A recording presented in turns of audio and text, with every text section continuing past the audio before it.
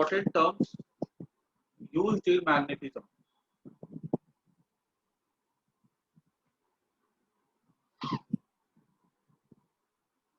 Terms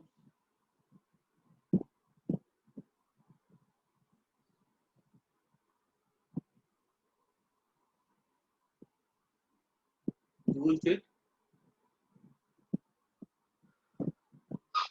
magnetism.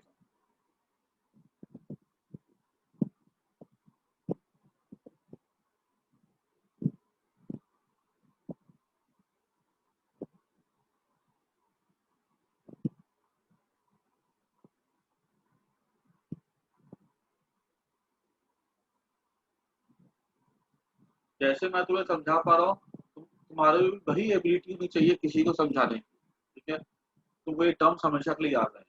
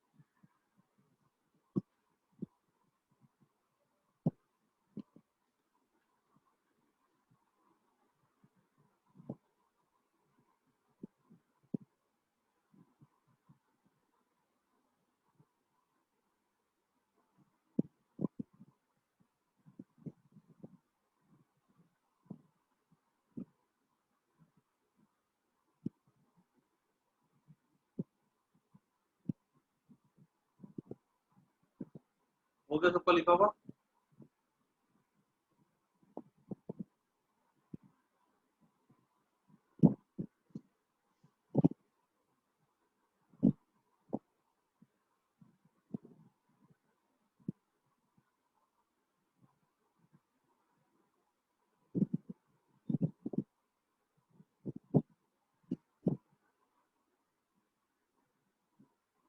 लिखा हुआ हो गया? यस या नो?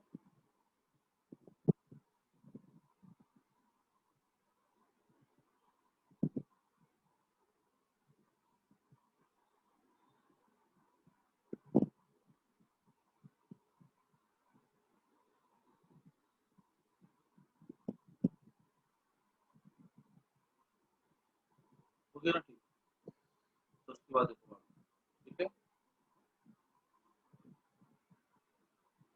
ये नोट करना है सबको, बिकॉज जब नोट खुद से ही ना करोगे तब तक ये चीज याद नहीं रहेगी। और टेक्स्ट बुक ऐसे लोड़ा खोल के बैठ के देखोगे ना, तो दो दो ढाई ढाई पेज में इसको पूरा पूरा समझाया गया है, तो उतना हम लोग को याद रखना, उस चीज को थोड़ी रखना मुश्किल हो जाता है। अगर लेकिन ऐसे हमको सीक्वेंस डायग्राम वायग्राम थोड़े पता हो ना, तो उसको अपने आप बना बना करके लिख सकते हैं, ठीक है ना?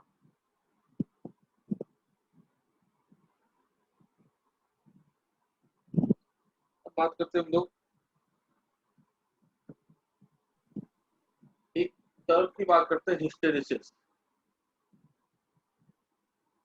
हिस्टेरिसिस के वाले से पहले ना मैं तुम लोग को बता देता हूँ कि मैग्नेटिक प्रॉपर्टी जो होती है ना, ठीक है, बेसिकली एक एक तुम्हें आइडिया दे देता हूँ, हालांकि क्वेश्चन में नहीं है हमारे, ठीक है, फिर भी मैं तुमको एक बार इसको ब्रीफली डील कर लेता हूँ, ठीक है? और ज्यादा कुछ लिखाऊंगा भी नहीं, ठीक है? जितना अगर आ जाए एग्जाम में तुमको पता होना चाहिए। तीन तरह के सब्सटेंस होते हैं, डायमैग्नेटिक, ठीक है, पैरामैग्नेटिक और फेरोमैग्नेटिक,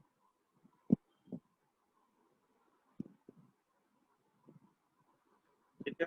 डायमैग्नेटिक सब्सटेंस ऐसे होते हैं ना, जिसके लिए हमने पढ़ के रखा था कि वो ना मैग्नेटिक फील्ड को रिपेल करते हैं, ठीक है? रिपेल करते हो मतलब ये हुआ कि अगर यहाँ मान लो अगर आयरन पीस है, ऐसे मैग्नेटिक फील्ड है यहाँ पे, अगर इस तरह से,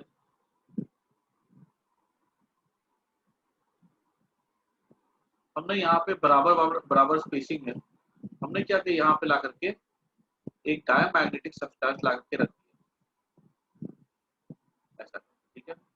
डायमैग्नेटिक सब्सटेंस में कोबाल्ट आ जाता है, ठीक है, सॉरी कोबाल्ट कहता हूँ, कॉपर आ जाता है, बिस्मुथ आ जाता है, उस तरह हमने कोई सब्सटेंस ला करके यहाँ पे रख दी, ठीक है।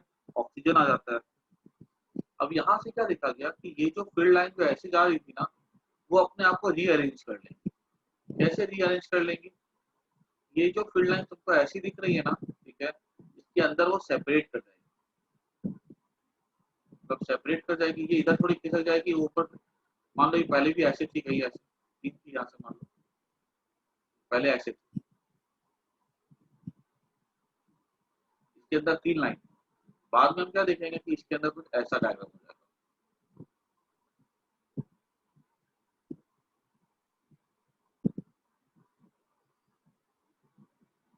तो पहले जो काफी क्लोज थी ना, उनका सेपरेशन पड़ जाएगा, और वो जो फील्ड जो लाइन है ना, वो बाहर जा करके 1 2 3 4, 1 2 3 3 4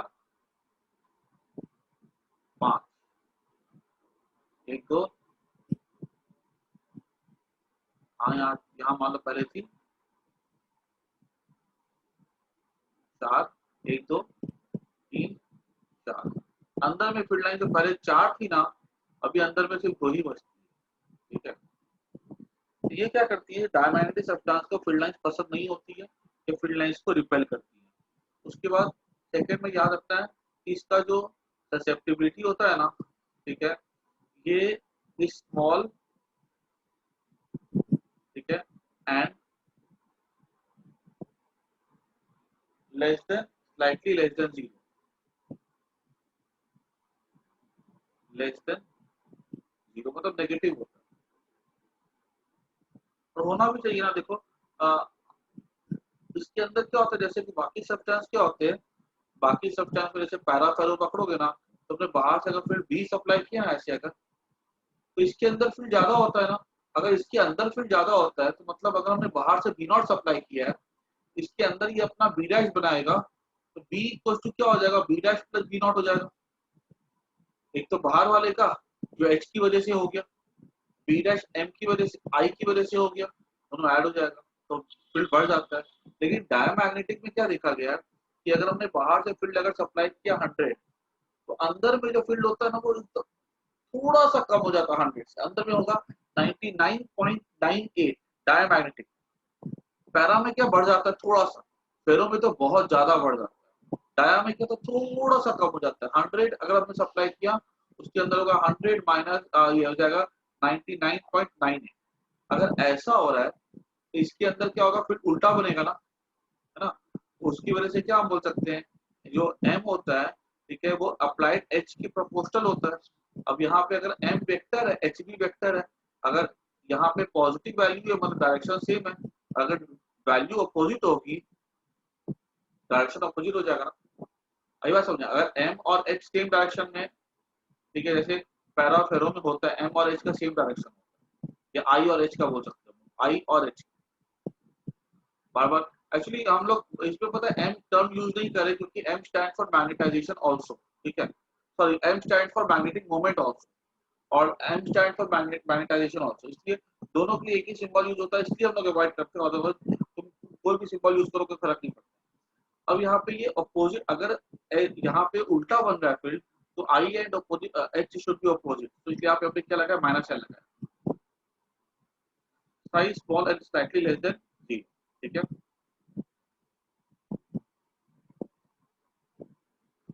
ये सच। उसके बाद देखो, अभी हमने क्या सीखा था, म्यू आर क्या था, 1 प्लस जीटा था ना, 1 प्लस ससेप्टिबिलिटी था। तो अगर ये इसकी वैल्यू नेगेटिव है और थोड़ी सी छोटी जीरो से, मान लो इसकी वैल्यू 0.01 माइनस, ठीक है, नेगेटिव में अगर 0.01 है, तो ये म्यू आर की वैल्यू क्या हो जाएगी, तो 1 से छोटी हो जाएगी ना, तो mu r is positive and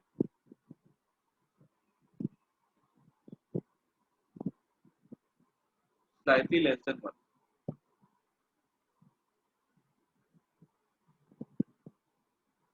ठीक है। ये पॉइंट याद रखना, ठीक है। फर्स्ट पे क्या था, दे रिपेल मैग्नेटिक फील्ड,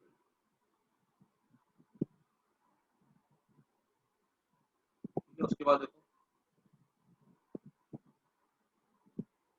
इसके ना, तुम कुछ याद रखो ना रखो, लेकिन ये दोनों पॉइंट जरूर से याद रखना, इसका ससेप्टिबिलिटी और इसका परमेबिलिटी, ठीक है। उसके बाद कुछ छोटे छोटे एक्सपेरिमेंट किए गए थे, ठीक है। और जैसे इसके कुछ बातें बताई गई कि जो ससेप्टिबिलिटी होता है ना इसका, ठीक है, does not depend on temperature,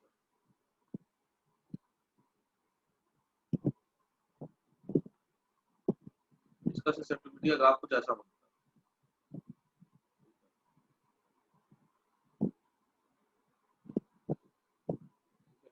ये टेम्परेचर पे डिपेंड नहीं करता है, तो ये ऐसा रहता है। उसके बाद चौथा पॉइंट, ये चौथा पॉइंट ये हो गया। पांचवा पॉइंट कि ये रिपेल करता मैग्नेटिक फील्ड, ठीक है। इसलिए मान लो कि अगर तुम्हारे पास कोई यू शेप की ट्यूब है ऐसे करके, यहाँ पे हमारे पास ऐसे नॉर्थ पोल है और साउथ पोल है, यहाँ पे ना हमने ऐसे करके सब्सटेंस ले लिया, पाउडर ले लिया, ठीक है, हमने ऐसे मैग्नेटिक फील्ड, यहाँ पे फील्ड ज्यादा स्ट्रांग होगा। अब ये मान लो अगर डायामैग्नेटिक है, कॉपर जैसे सब्सटेंस है, ठीक है, तो डायामैग्नेटिक में अगर हमने जैसे रखा ना, तो यहाँ पे फील्ड काफी स्ट्रांग होगा, इसको इसको स्ट्रांग फील्ड पसंद ही नहीं है। ये क्या करेगा, ये इसे रिपेल होकर के ना ये ऐसे नीचे भाग करके ऊपर चला जाएगा,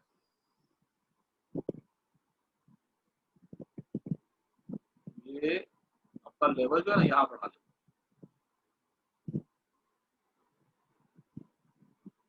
इधर से नीचे आ जाएगा, तो इसको फिर स्ट्रॉन्ग फील्ड पसंद नहीं है। किसी की और भी छोटे मोटे एक्सपेरिमेंट हो सकते हैं, ठीक है, जहां पर भी स्ट्रॉन्ग फील्ड होगा इसका सीधी सी बात है वहां से दूर भागेगा, ठीक है। और एक ही चीज को दिखाने के दो तीन तरीके हो सकते हैं,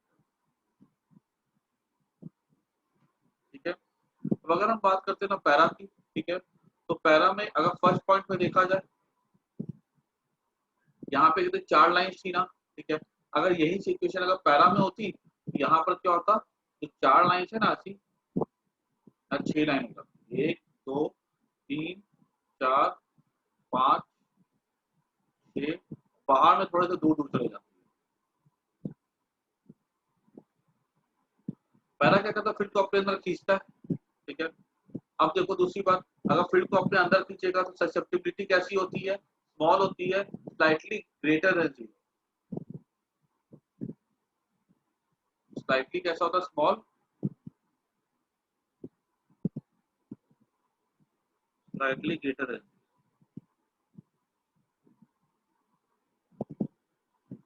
तीसरा, न्यूआर इज स्लाइटली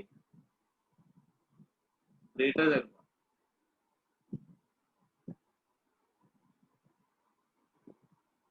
और जो ससेप्टिबिलिटी होती है ना इसकी टेम्परेचर के साथ डिक्रीज करती है, decreases with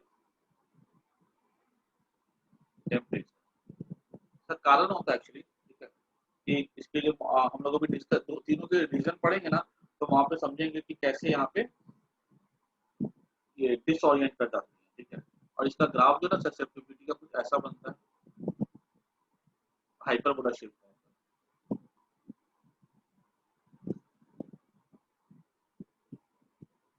decreases with temperature, ठीक है। और ये जो लॉ होता है ना कि susceptibility is inversely proportional to temperature, ठीक है, इसको हम कहते हैं क्यूरीज लॉ। ये कौन सा लॉ होता है, क्यूरीज लॉ।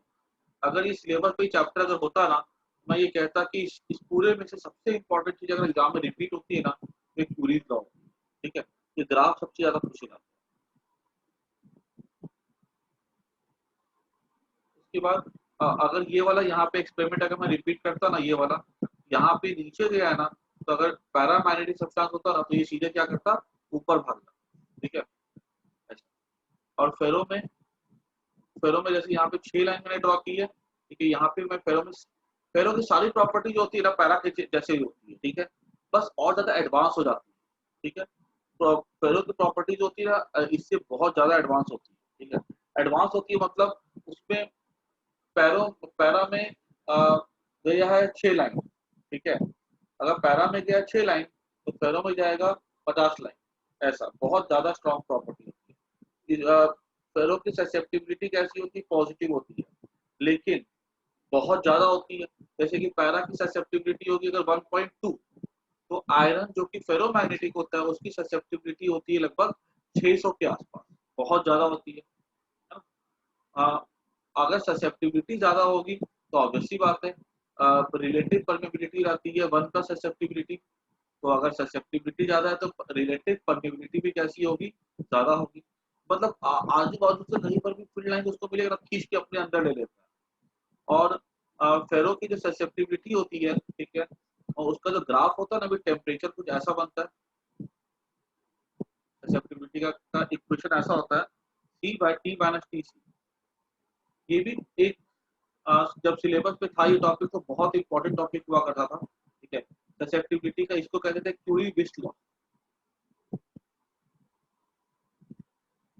ठीक है। यहाँ पे टीसी कहलाता है क्यूरीज टेम्परेचर, ठीक है, और सी कहलाता है क्यूरी कांस्टेंट, खाली कांस्टेंट लिख दो।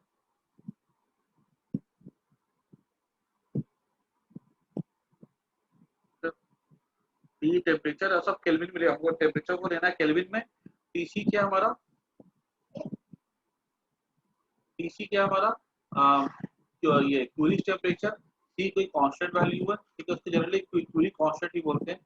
टी क्या है टेम्परेचर और टीसी क्या हमारा क्यूरीज टेम्परेचर। एक्चुअली देखो जब तुम लोग को मैंने मैग्नेटिज्म पढ़ाया था ना, ठीक है, तो मैग्नेटिज्म में एक बात बताई थी शायद से कि मान लो कि जब अर्थ का जो मैग्नेटिक फील्ड होता है, अर्थ की वजह से जो मैग्नेटिज्म होता है, वो मैंने बोला था कि हमारे अर्थ के अंदर में कोर में क्या होता है, एटम्स होते हैं जिसके इलेक्ट्रॉन सेपरेट हो जाते हैं। वो इलेक्ट्रॉन्स और वो एटम्स जो आयंस बन चुके हैं वो घूमते हैं अर्थ के साथ रोटेट करते हैं, उसकी वजह से मैग्नेटिक फील्ड, ठीक है।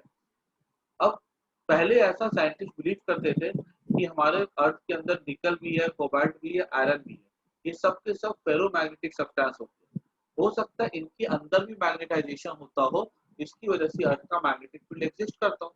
लेकिन अब वो जो अंदर में जो कोर मटेरियल होता है, निकल हो गया, कोबाल्ट हो गया, ये सब का टेम्परेचर कितना होता है, ये सब का टेम्परेचर होता है लगभग अ, अ, कितना 1600-1700 डिग्री सेल्सियस होता है। अब ये क्यूरी ने क्या बोला, क्यूरी मिसला ये कहता है ना कि अगर एक पर्टिकुलर टेम्परेचर जिसको हम लोग कहते हैं क्यूरीज टेम्परेचर, जैसे ये टेम्परेचर क्रॉस करता है ना, जो फेरोमैग्नेटिक सब्सटेंस होता है वो कन्वर्ट कर जाता है पैरामैग्नेटिक, ठीक है।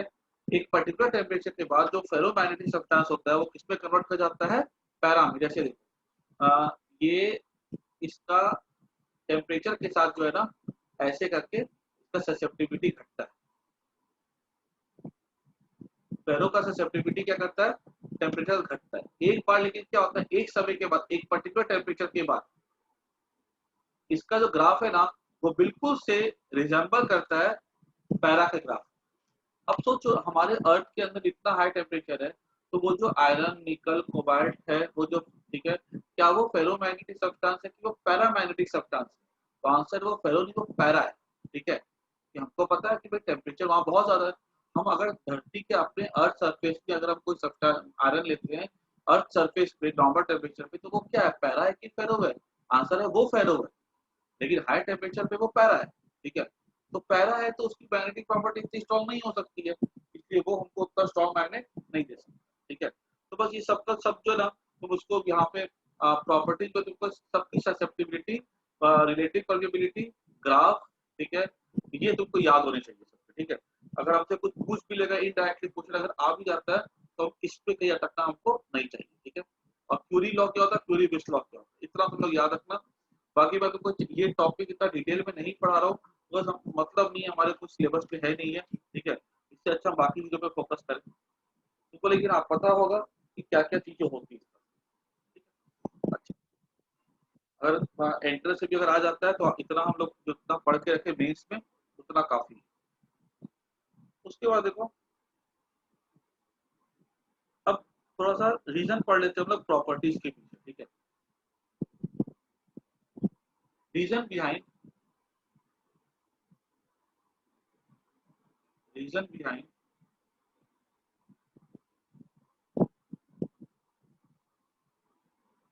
प्रॉपर्टीज, ठीक है।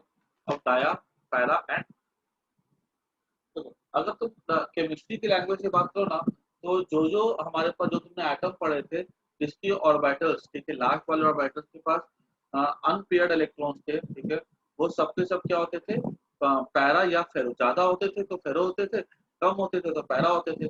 और जिसके लास्ट शेल में पेयर्ड हमको इलेक्ट्रॉन्स मिलते हैं ना, ठीक है, इस तरह से तुमने पढ़ा था ना एसपीडीएफ में, ऐसे करके ऑर्बिटल ऐसे होते थे इलेक्ट्रॉन्स, ठीक है, ऐसे इसके एकदम लास्ट शेल में पूरे पूरे फिलअप होते थे ना, ठीक है, वो क्या होते थे, डायमैग्नेटिक इलेक्ट्रॉन्स होते थे, ठीक है।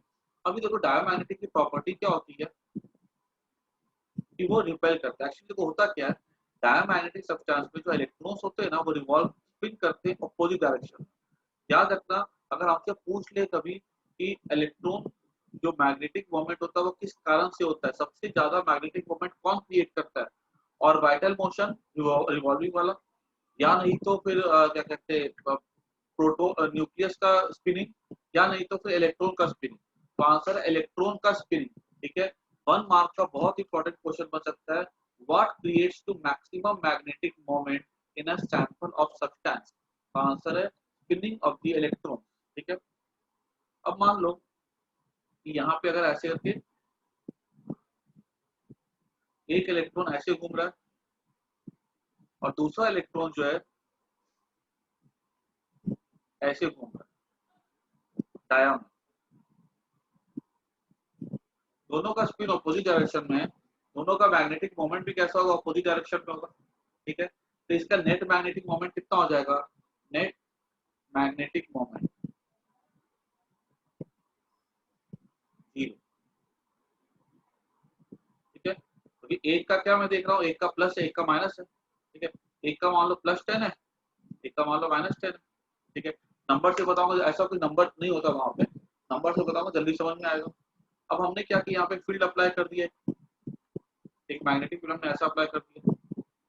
जैसे हमने मैग्नेटिक फील्ड अप्लाई किया है, तो जरा सा तुम देखो कि ये इलेक्ट्रॉन की रफ्तार अंदर की तरफ है, ठीक है। तो अगर हमसे पूछा जाएगा यहाँ पे फोर्स कैसा लगेगा, तो क्योंकि इलेक्ट्रॉन है नेगेटिव चार्ज है, ठीक है, जो भी हमको इसके इलेक्ट्रॉन पे जो फोर्स मिलेगा by Fleming left hand rule, उसका हम अपोजिट ले लेंगे। तो फील्ड ऊपर है, वेलोसिटी अंदर है, फोर्स मेरा, हम दिखाओ जरा बाहर की तरफ जा रहा है, तो ओरिजिनली किधर जाएगा, ये अंदर की तरफ जाएगा ना, करके देख लो एक बार, सबको देखो एक बार करके फ्लेमिंग लेफ्ट हैंड रूल से, बीच वाली इंडेक्स फिंगर को ऊपर दिखाओ, मिडिल फिंगर को तुम बोर्ड के अंदर स्क्रीन के अंदर दिखाओ, थंब हमारा होगा बाहर की तरफ, ठीक है, क्योंकि चार्ज नेगेटिव है इसलिए थंब को हमें वापस से अंदर की तरफ करना पड़ेगा, ठीक है। अच्छा अब देखो अंदर की तरफ लग रहा है सेंट्रीपिटल, सेंट्रीपिटल फोर्स बढ़ गया, तो सेंट्रीपिटल फोर्स बढ़ गया, वो होता है mv²/r होता है।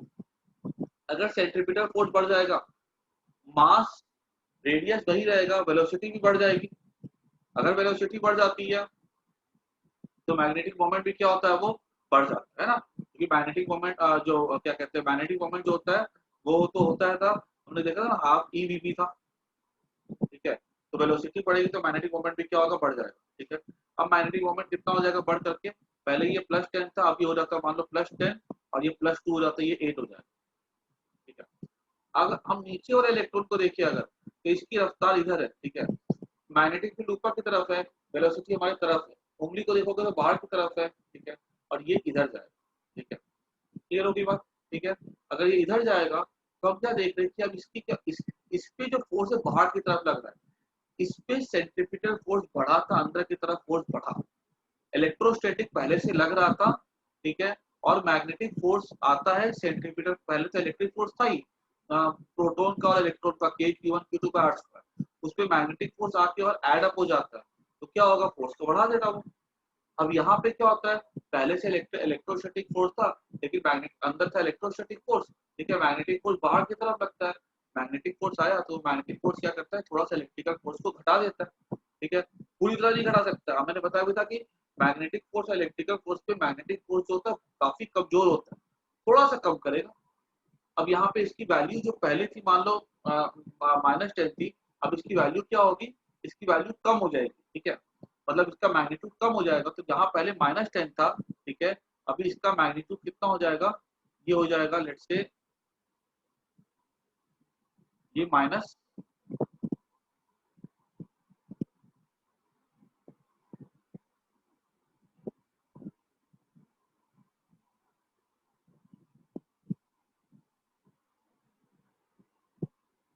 यहाँ पे 10